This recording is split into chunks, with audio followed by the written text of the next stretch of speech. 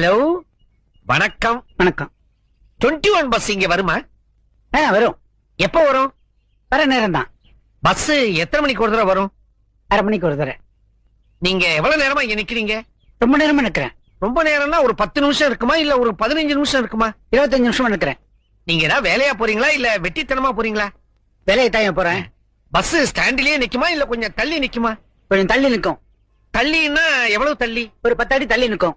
பஸ்ஸுக்குள்ள நடந்தே போய் ஏறணுமா இல்ல ஓடி போய் ஏறணுமா? அது அவன் சாமர்த்தியத்தை பொறுத்தது. பஸ் எல்எஸ்எஸ் சர்வீஸ் தானே? ஆமா. என்ன கலர் இருக்கும்? பச்சையா சிவப்பா? பஸ் வந்தாதான் தெரியும். பஸ் மார்க்கெட் ஸ்டாண்ட்ல நிக்கும் இல்ல? நிக்கும்.